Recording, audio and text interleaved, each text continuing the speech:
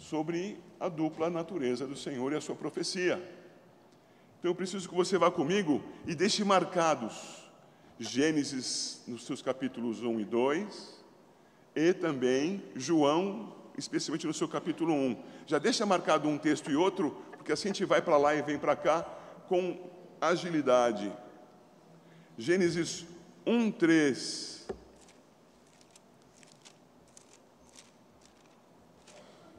E João, eu falei para vocês abrirem e não abri, mas que pataquada.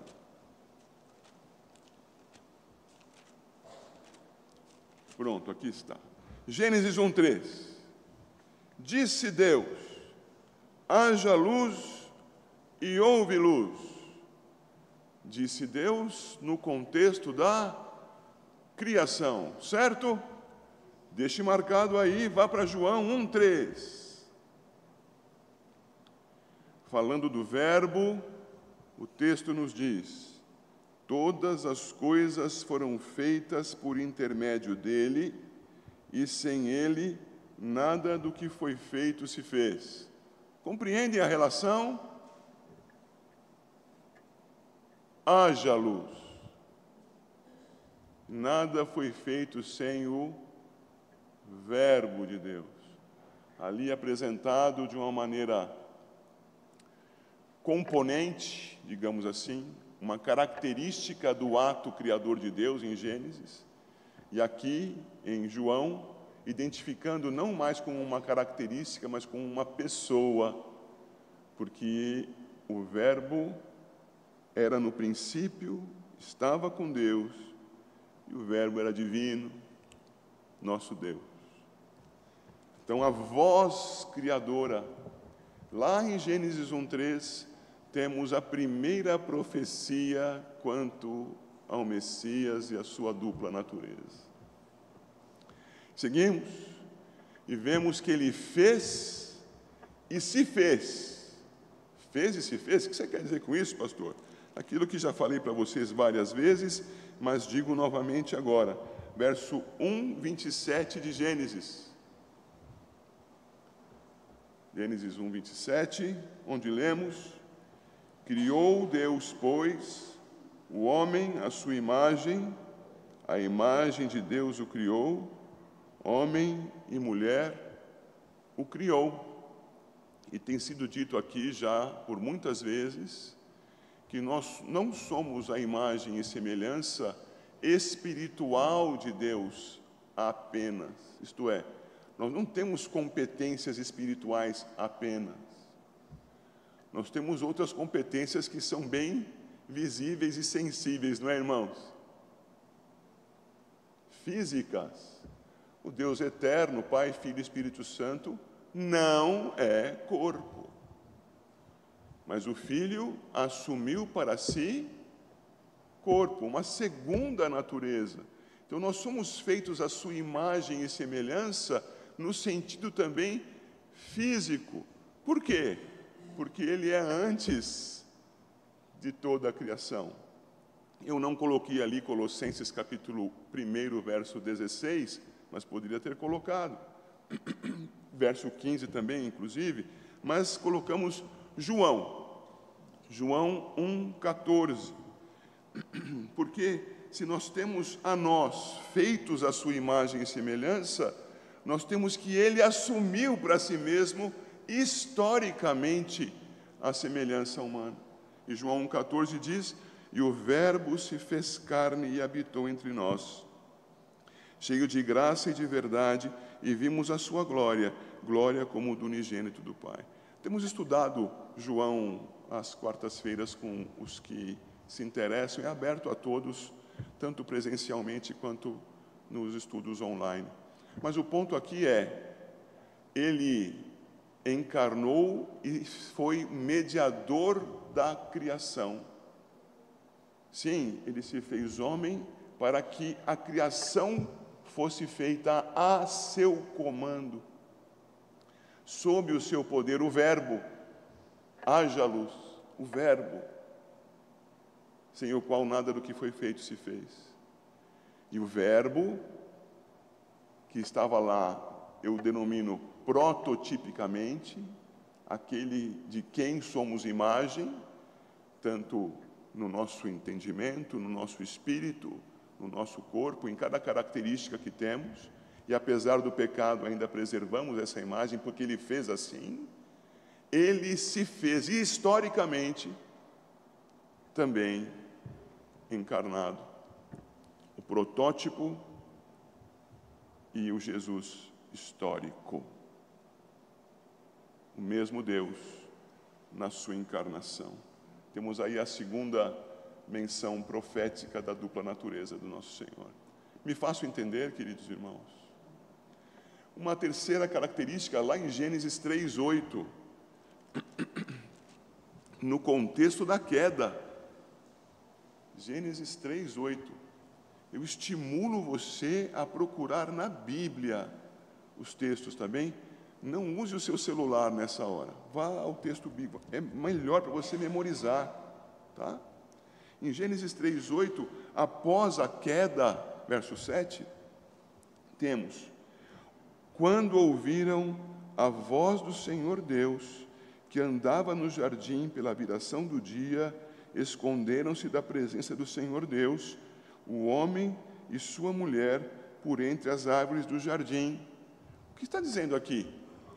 Aí na sua Bíblia, quando você vê a voz, entenda chamado. A palavra hebraica tem esse sentido, chamar e com voz alta. Homem! Ok? Então, quando eles ouviram a voz do Senhor, eles ouviram um chamado. Você já ouviu a voz de Deus? Até Moisés ouvia-se a voz de Deus. Depois, somente por meio de visões, sonhos e, por fim, por meio da encarnação do Verbo. E então o Senhor juntou com o que lhe havia revelado antes do Verbo encarnado historicamente, com o que aconteceu no registro depois da sua encarnação histórica, e temos a palavra. Mas o que nós temos aqui é a voz do Senhor falando. Agora atente, a voz do Senhor que fazia? O Senhor andava pelo jardim. Você não presta atenção nessas coisas, mas está aí. O Senhor andava no jardim.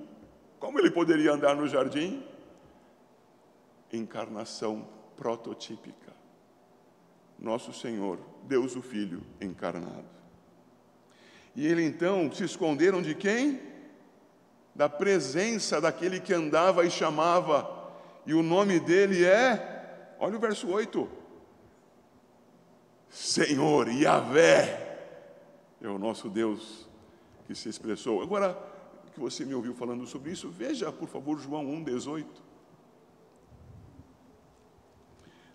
Em João 1,18, temos aquele texto tão escondidinho, mas que é profecia da encarnação, apresentado. João 1,18, ninguém jamais viu a Deus.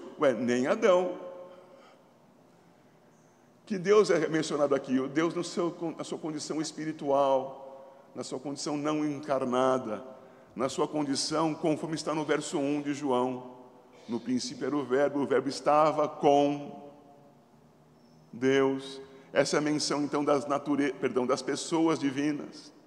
Do verso 1 é preservada no verso 18. Ninguém jamais viu o Deus na sua condição eterna, espiritual, absoluta. Ninguém jamais o viu. Quem o viu?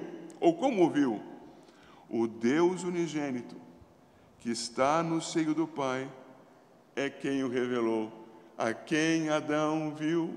De quem Adão se escondeu? Do Filho eterno, encarnado. Profecia da dupla natureza do Verbo. Tem mais? Opa, tem. Ele é Deus. Vamos lá para Gênesis, no capítulo 18.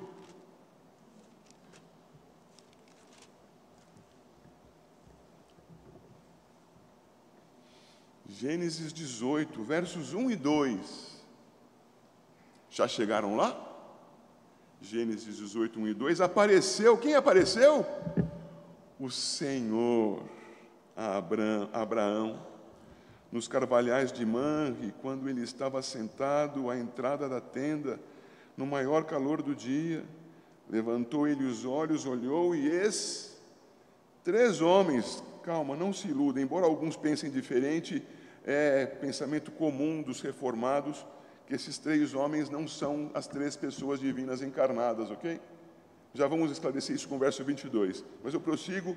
Levantou ele os olhos, olhou, e eis 3 homens de pé na frente dele. Vendo-os, correu da porta da tenda ao seu encontro, prostrou-se em terra e continua com o seu processo de adoração, de serviço. Agora veja, por favor, o verso 22. Então partiram dali aqueles homens e foram para Sodoma. Porém, Abraão permaneceu ainda na presença do Senhor. E o contexto vai mostrar para você quantos foram para Sodoma. 2 homens que eram tão belos, tão admiráveis, que os promíscuos sodomitas queriam tê-los mais do que as mulheres. Quer dizer, perversão, coisa antiga, né? Oh, coisa antiga que é a perversão. Não há nenhuma novidade mesmo. Infelizmente continua. Mas aqui nós temos claramente posto que era o Senhor, Deus, o Filho encarnado, acompanhado de 2 dos seus anjos. Os 2 depois foram para Sodoma e Gomorra e anunciaram a destruição da parte de Deus. Mas o Senhor permaneceu com Abraão e ouviu a intercessão de Abraão. Só que a intercessão de Abraão acabou em 10 e não tinha 10 justos na cidade. E lá se foram Sodoma e Gomorra, como você vê no capítulo 19 de Gênesis. Agora, veja João 8,56. João 8,56. Com quem estava falando o Senhor lá em Gênesis 18? Com Abraão. E aqui o Senhor Jesus está sendo confrontado por ímpios, fariseus, ímpios. Aqui nesse texto, nosso Senhor Jesus vai dizer no verso 44, estou só chegando no versículo, tá bom? No verso 44, o Senhor Jesus diz àqueles judeus: vós sois do diabo, que é o vosso pai, e quereis satisfazer-lhe os desejos. Perceba, judeu que não crê em Cristo é do... Quem foi que disse isso? Pode falar que foi Jesus, que não foi o pastor, não, foi Jesus que falou isso. Judeu que não crê em Cristo é do... Que coisa! E esses que eram judeus do diabo estavam confrontando a Cristo, então Cristo lhes responde a partir do verso 56. Abraão, vosso pai, alegrou-se por ver o meu dia, viu-o e regozijou-se. Perguntaram-lhe, pois, os judeus: ainda não tem 50 anos e viste Abraão? Respondeu-lhe Jesus: em verdade, eu vos digo, antes que Abraão existisse, eu sou.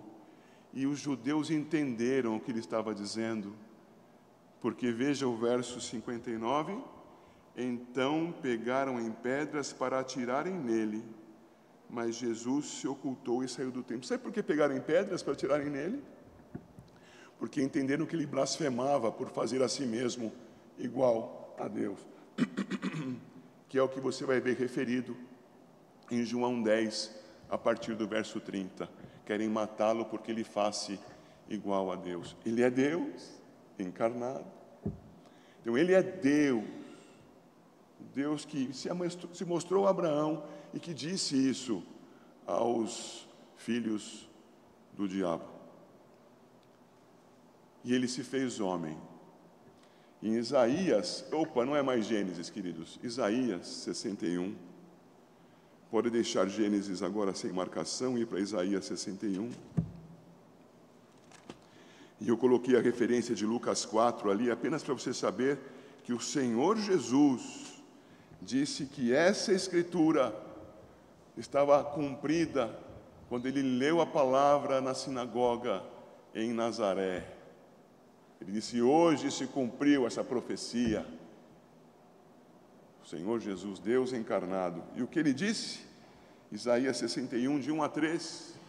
O Espírito do Senhor Deus está sobre mim, porque o Senhor me ungiu a pregar boas novas aos quebrantados, enviou-me a curar aos quebrantados de coração, a proclamar libertação aos cativos e a pôr em liberdade os algemados, a apregoar o ano aceitável do Senhor e o dia da vingança do nosso Deus, a consolar todos os que choram e a pôr sobre os que em Sião estão de luto uma coroa em vez de cinzas, óleo de alegria em vez de pranto, veste de louvor em vez de espírito angustiado, a fim de que se chamem carvalhos de justiça, plantados pelo Senhor para a sua glória. Quem é este, irmãos? É o Senhor. Quem é este, irmãos? É o Filho que encarnaria historicamente e que, cheio do Espírito Santo, seria chamado do Cristo de Deus, nosso Senhor Jesus. Quando lemos esse texto, não podemos converter o pronome pessoal aí como nosso. O Espírito do Senhor Deus está sobre mim. Não é esse o sentido do texto, embora pela graça de Cristo, depois de crer nele, ele tenha vindo habitar em mim, aleluia. Mas o texto fala do Filho de Deus encarnado. Por isso ele pôde dizer em Lucas 4, está cumprida a profecia. Porque ele disse, nós repetimos em referência a ele, o Espírito do Senhor Deus esteve sobre ele absolutamente. Ele diria, está sobre mim sem medida, glória ao Filho encarnado.